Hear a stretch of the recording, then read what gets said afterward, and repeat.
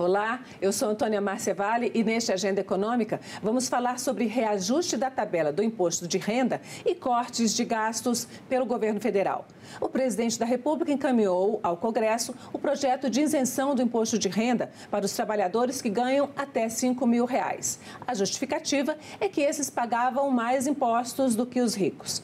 Ao mesmo tempo, o Congresso exige que o governo federal corte despesas para garantir o ajuste fiscal. Então, a grande dificuldade do Ministério da Fazenda neste momento é quem pode pagar essa conta. Para responder a essa e outras perguntas, eu recebo o doutor em Economia pela Unicamp, pesquisador do IPEA, Fernando Geiger. Ele estuda o tema há anos e tem algumas respostas, né, Fernando? Quero ouvir suas respostas, estou curiosa. Muito obrigada pela sua presença aqui na Agenda Econômica. Eu que agradeço. Fernando, vamos começar. Essa questão do quem vai pagar a conta, ela é sempre a mais complicada em qualquer negociação política. E é o que se mostra de difícil aqui quando as coisas chegam no Congresso, mas também no governo federal, se você pensar na discussão governo-sociedade. Então, para a gente começar assim, a grosso modo, quem pode pagar essa conta, tanto do ajuste fiscal quanto da tabela do imposto de renda? Realmente, a gente tem uma tributação sobre os rendimentos mais altos, sobre os mais ricos, bem baixa, principalmente no imposto de renda. Por alguns rendimentos são isentos e por alguns rendimentos são tributáveis só, exclusivamente, assim como deduções que existem para a pessoa física. Então, um dos lugares que a gente tem para tributar ou para ter mais recursos é nos ricos e na classe média alta, que de fato tem uma tributação muito baixa. As alíquotas são baixas frente à comparação internacional. Nossa estrutura tributária tem um peso muito grande dos tributos indiretos. É difícil reverter isso, mas você tem muito espaço para crescer a tributação direta. Esse eu acho que é o caminho que o governo está buscando, inclusive. Vamos então, para a gente ter uma ideia, né, que o governo mais ou menos deu uma indicação de quem, no projeto, de quem é rico no Brasil. Eu queria ver se, o que você me diz disso. Vou pedir ao Paulo para colocar aqui na nossa tela a tabela que veio, né, uma fonte do PL 1087 de 2025, que é exatamente o projeto que o governo encaminhou com a questão do reajuste da tabela. E aí o governo diz que essa tributação dos super ricos seria uma tributação extra para rendas acima de R$750 mil ao ano, que de fato, acho que se a gente comparar mesmo com Europa, Estados Unidos, é uma renda alta. Se você for ver, são 750 mil, sendo que são 141 mil pessoas, 0,13% dos contribuintes. E os contribuintes, se você pegar todos os contribuintes do imposto de renda e dividir pela população adulta com rendimentos no Brasil, são 20% dos que são afetados pelo imposto de renda. Então, se você ainda colocar a dividir por 5, aquele 0,13, você está tributando 0,03% das pessoas adultas no Brasil com uma alíquota mais alta. Então, estatisticamente, fica claro que é o topo da distribuição, né? É o 0,5%, 0,1% mais ricos da população adulta. Isso significa que a gente tem uma concentração de renda grande quando a gente pensa em distribuição, se você for ver os dados, o 1% mais rico do Brasil, você ajustando os dados das pesquisas domiciliares com os dados da Receita Federal, eles têm 20% da renda nacional, o mesmo tanto que metade da população tem. Então, você tem uma desigualdade muito grande, o que leva você ter uma base tributária efetiva sobre o imposto de renda não tão grande, mas ela é muito subtributada. Nós temos muito espaço aí. Vários estudos mostram que o top 1, o 1%, paga muito pouco imposto. Eu normalmente uso o meu exemplo, mas eu não estou com uma renda de 750 mil ao ano, mas eu estou na faixa de 600 mil e tenho uma alíquota efetiva de 9%. Nenhum país do mundo você tem isso. Não devia falar meus rendimentos aqui, mas enfim, eu tenho pensão alimentícia, então diminui um pouco. Mas se você for comparar como o nosso topo da distribuição é tributada em relação às experiências internacionais, ser rico no Brasil é muito fácil em termos tributários. É fácil porque não paga a quantidade de impostos necessários. Porque paga muito pouco imposto de renda. E por que então que é tão difícil? Se a gente está falando aqui de 141 mil pessoas que teriam essa tributação extra, por que é tão difícil hoje, neste momento, que o Congresso consiga aprovar esse projeto rapidamente? Usualmente, a dificuldade de você reonerar ou tributar é muito maior do que você controlar gastos e principalmente alguns gastos de grande volume, por isso que normalmente se ataca os gastos sociais também, porque é mais fácil você desvincular do salário mínimo do que você criar uma briga com quem tem poder econômico e voz mais, né? Outra coisa é que determinadas deduções ou isenções se espraiam na distribuição, não fica só no topo. Então, parte da classe média ou mesmo da classe média alta se beneficia. Então, se você for pegar distribuição de lucros e dividendos, que a gente é uma discussão muito grande, quem trabalha em empresas ganha também distribuição de lucros e dividendos. Então, na hora que começa essa discussão, já começa limites para isso e, na verdade, você não consegue ter uma modulação boa. Grupos de interesse conseguem vender a ideia como tributação que vai afetar mais gente, mas muito marginalmente. Quem trabalha em empresas, mas quando tem um acordo para que os empregados recebam, mas né? Tem distribuição de lucros e dividendos. Nesse sentido, você tem bancos que distribuem, empresas que distribuem e também são isentos. Indenização trabalhista também é isento. Então, e por quê? Os mesmos motivos. Você tem um pacto fiscal, em alguma medida, que foi construindo na sociedade, dando benefícios à classe média tributada, despesas médicas, instrução, dependentes, e também você tinha políticas de beneficiar rendimentos do mercado financeiro para aumentar investimento, na ideia de que isso seria positivo. Tem uma discussão de que não é, que você pode tributar também mais o capital, não só os rendimentos do trabalho. Então, aí, depois que você deu os benefícios, é muito difícil você voltar atrás. Sejam isenções, sejam deduções. Então, a política do governo vamos pegar um limite máximo e fazer essas pessoas cooperarem mais, uma ideia de solidariedade fiscal, ou seja, vocês têm rendimento muito alto, não vão mexer muito, mas vamos fazer uma alíquota para essas rendas muito elevadas. Para a gente ver quanto vai ser mexido, eu vou pedir o Paulo para colocar uma segunda tabela que nós fizemos, que mostra exatamente quem vai ser tributado em quanto, mais ou menos, né? Assim, são valores aproximados, porque até isso e tal. Que também a fonte desses, quem quiser saber mais detalhes dessas informações, pode ir lá no PL 1087/25, que se encontra tanto aqui no site do Senado, quanto no site da Câmara e também no site do Governo Federal. Então, a alíquota extra mínima seria 660 mil. Você falou que mais ou menos quem está nessa faixa paga 9% de imposto de renda. Até menos algumas pessoas. Então, passaria a pagar 10%. Isso, vamos trabalhar com isso.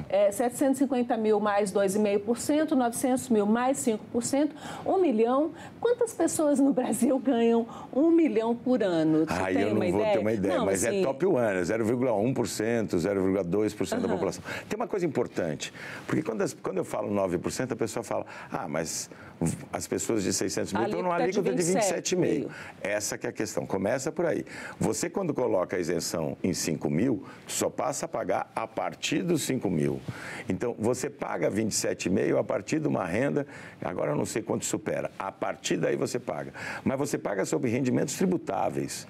Então, existem muitos rendimentos isentos e muitos rendimentos tributados exclusivamente na fonte.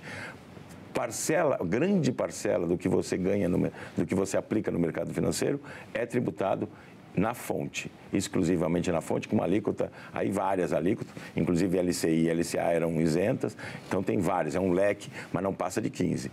E tem todos os rendimentos isentos. São isentos rendimentos, por exemplo, distribuição de lucros e dividendos, lucro do sócio proprietário, isenção para aposentados é mais superior, quem tem doenças crônicas é isento dos seus rendimentos de aposentadoria.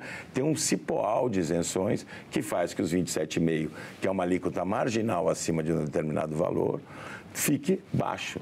Todas essas deduções, essas isenções, é que faz que nossa alíquota caia tanto dos 27,5%.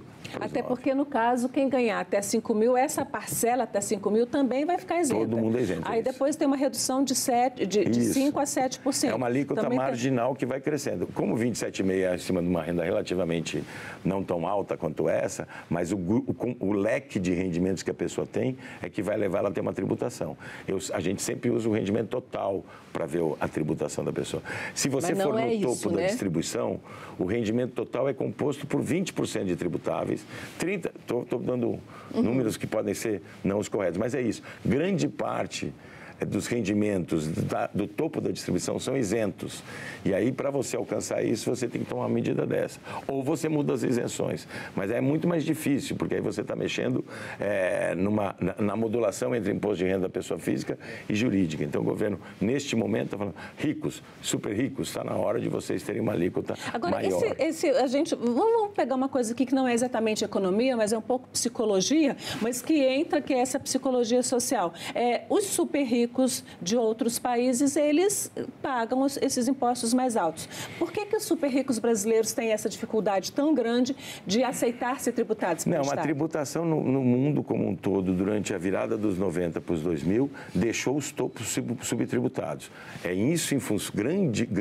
A pessoa que teve muito destaque ao apontar isso foi o Piketty.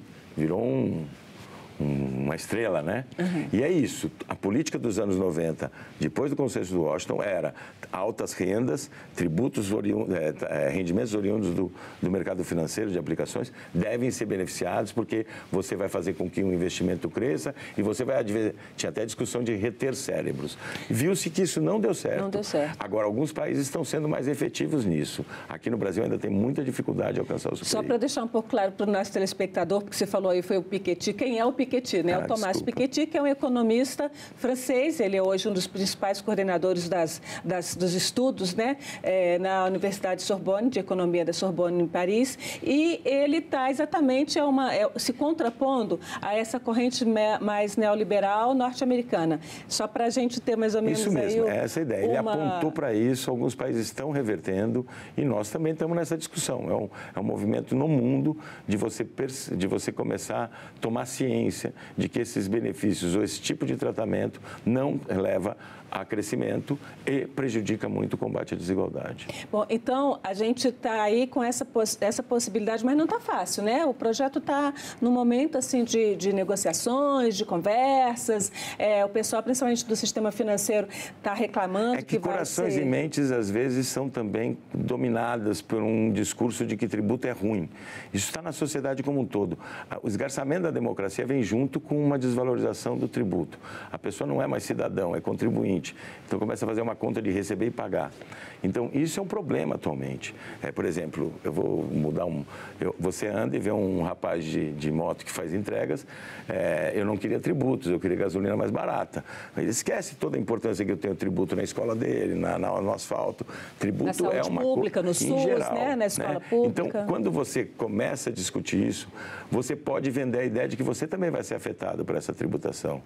E como tem benefícios que se estendem, não ficam só no topo, isso pode afetar. A classe média também aplica no mercado. A classe média tem aplicações de LCI, LCA. E aí você vende essa ideia. E é um país que a classe média é rentista também. Então você, de vez em quando, tem dificuldades de convencer as pessoas de que aquilo está atingindo uma camada rica e não necessariamente Você eles. falou um outro termo aí que eu gostaria de explicar um pouquinho, que você pudesse explicar um pouquinho para o nosso telespectador, que é rentista. A gente ouve muitos economistas, muitos políticos falarem, porque os rentistas, quem é o rentista? O que é um rentista? A pessoa que aplica no CDB, aplica em títulos da dívida, aplica dinheiro, também tem interesses rentistas. Como nós trabalhamos sempre com uma taxa de juros muito elevada, o Brasil necessita para financiar dívida, outras coisas, as pessoas têm essa cultura, como tem a cultura inflacionária no Brasil, né? Os reajustes continuam em aluguéis e um monte de coisa. Então, isso vai ficando na cultura, não tem jeito. Então, quando você sente que a sua aplicação vai diminuir, mesmo você não estando no topo, você acha, esse negócio vai me pegar. Então, você tem uma captura das mentes e, ao mesmo tempo, as políticas, algumas também são capturadas, que fica difícil você mostrar que ela tem um foco.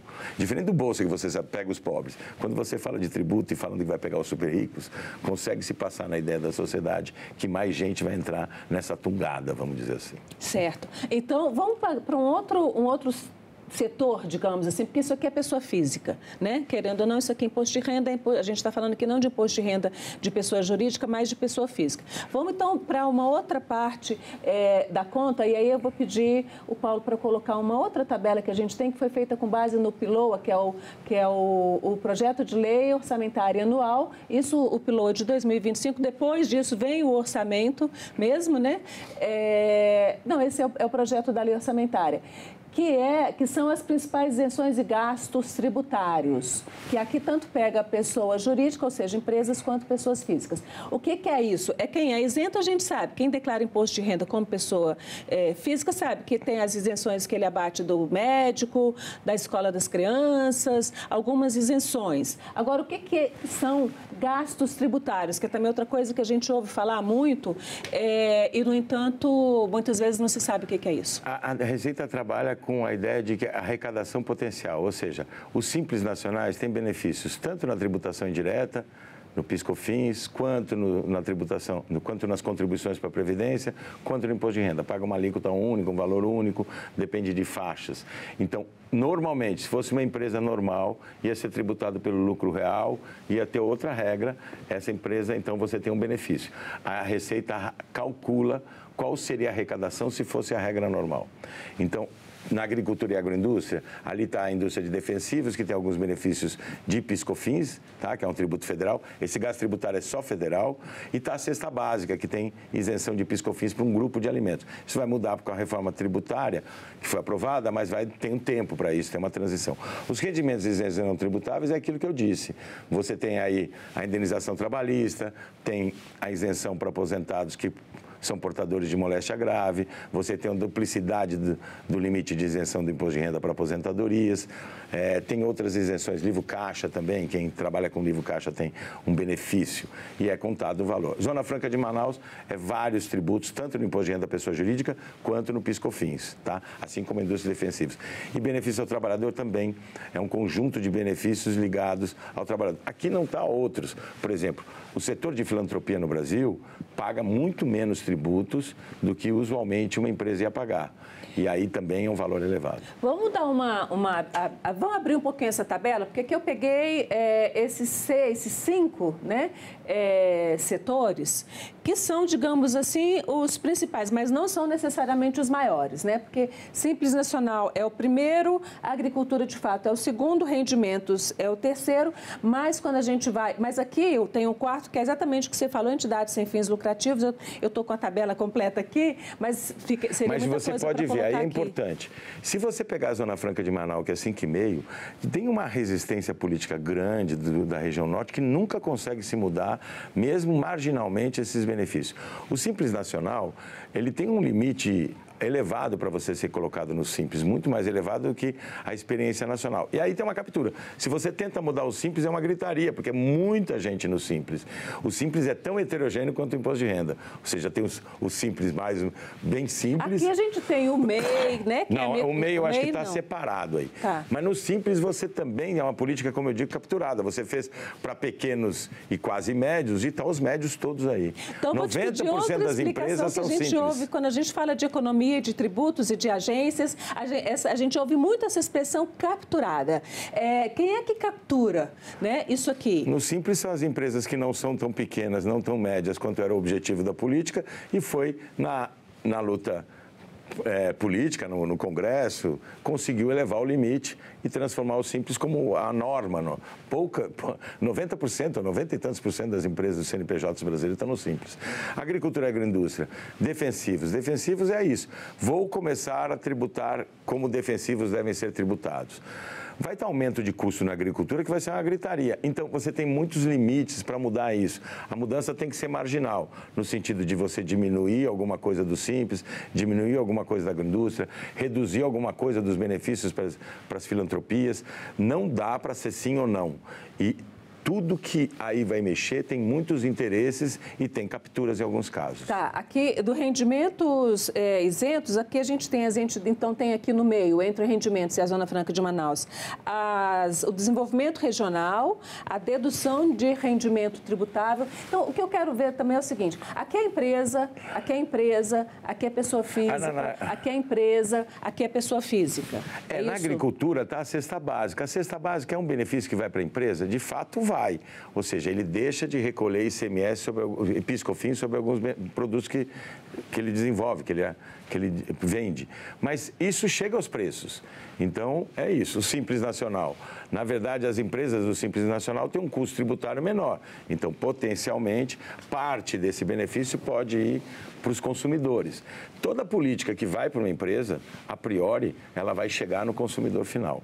Nem sempre, é uma coisa. Né? A gente tem visto que quando você tem, por exemplo, a redução de combustível na refinaria, essa redução de preço na refinaria, essa redução não chega no... Qual é a translação que você vai ter? É isso. Por exemplo, pegar o Simples.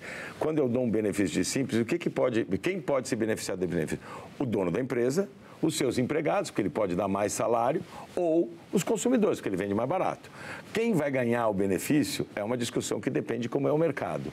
Mas o que eu queria deixar claro é que os benefícios, o que nós devemos é tributar mais os ricos.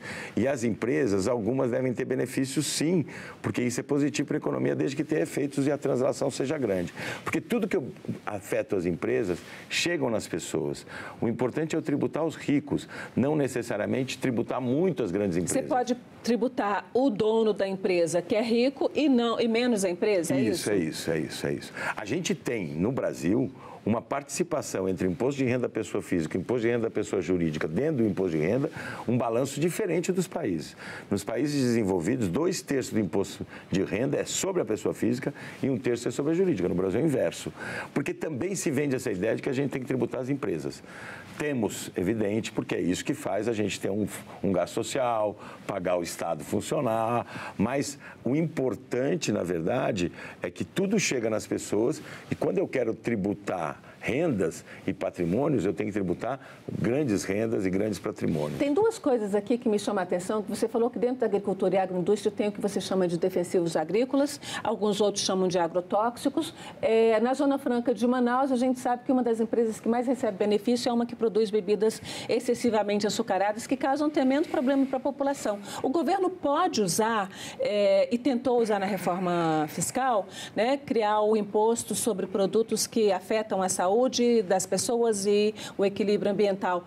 É razoável você fazer esse tipo de uso nessa área de impostos? Sim, você pode. Nos defensivos é razoável, mas vai aumentar o custo de produção. O uso de agrotóxicos no Brasil é muito corrente em todas, ou seja, as frutas, todo mundo vai ter um impacto sobre preços. E aí você medula isso, você tem que saber quando tem que haver uma transição. As políticas têm que mudar um pouco na margem, senão afetam as coisas.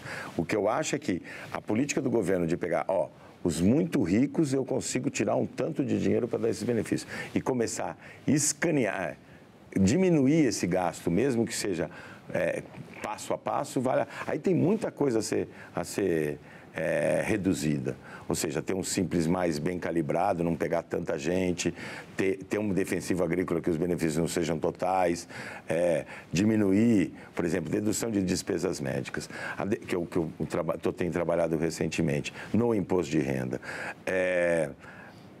Dentro dos declarantes de imposto de renda, 50% os mais pobres, dentre os declarantes, na verdade, declaram despesas médicas, mas elas não entram como dedução, porque eles usam mais o desconto simplificado. O desconto simplificado é mais efetivo do que você juntar todas as deduções. As deduções médicas, de despesas médicas, se concentram nos 50% mais ricos, sendo que nos muito ricos é que todas as despesas são quase efetivadas como deduções. Porque tem faixas que não é todas as despesas que precisam ser usadas para dedução. Então, é muito no topo do que a gente gasta do que o governo deixa de arrecadar de imposto de renda em razão da dedução de despesas médicas, 70% estão nos 10% mais ricos entre os declarantes. Então, você pode ter outra política, botar um limite para as despesas médicas, como tem para a instrução. Indenização trabalhista, também isento. Por quê? Qual a razão? Eu estou usando um negócio até que é mais da classe média do trabalhador formal, né? Alguém for demitido, ganha indenização e não é tributado. Mas é isso, é um pouco, você beneficia a classe média, os ricos, e aí fica essa coisa difícil de você mudar. Para a gente tentar arredondar um pouquinho, quando você fala em tributar empresas, os mais ricos, quando você fala em tributar, por exemplo, investimentos nas aplicações financeiras, quando você fala de tributar remessa de lucros, na época em que essa tributação deixou de existir, o grande argumento é, se a gente continuar tributando, os muito ricos vão sair do Brasil. Os muito ricos vão deixar de investir no Brasil, porque vão investir lá fora, que seria mais barato. Como é que é isso? Explica isso para a gente. Eu já ouvi dizer que eles não vão sair porque lá fora a tributação é ainda maior. Não, tudo isso era um cenário mundial daquilo que eu disse. Altas rendas, para segurar talentos, para você acreditando... Tem até a ideia de trickle down, né? De você respingar esse ganho aos ricos para a sociedade como um todo. Isso não se efetivou. Essa ideia já nos organismos multilaterais, que trabalham com economia, até o FMI, outros organismos que eram mais conservadores, isso não é mais consensuado. Então, a gente pode ir adiante, mas é difícil, porque você tem muitas resistências, muitas. Lucros e dividendos, eu usei o exemplo de todo mundo, de toda empresa tem distribuição de lucros, ou seja, isso não é tributado hoje, poderia ser tributado. Aí, quando você pensa na tributação deste rendimento, você imagina colocar um limite. Aí o limite passa de 100 e quando vai chegar na disputa política, ele fica muito elevado. É isso que acontece. Na verdade, você não consegue, de fato, focalizar em algumas políticas. Bom, Fernando, eu quero agradecer imensamente a sua presença aqui. É rápido o nosso tempo, mas eu acho que deu para esclarecer alguns pontos. Eu muito espero obrigada. ter ajudado. Muito obrigado pelo convite. Bom, muito obrigada a você também. Agradeço que nos acompanhou até aqui neste programa. Este programa está no site senado.leg.br/TV ou no canal da TV Senado no YouTube. Aproveite e se inscreva no canal. Curta o programa e compartilhe para a sua rede aí e faça com que essa informação chegue a mais pessoas. Até o próximo Agenda Econômica.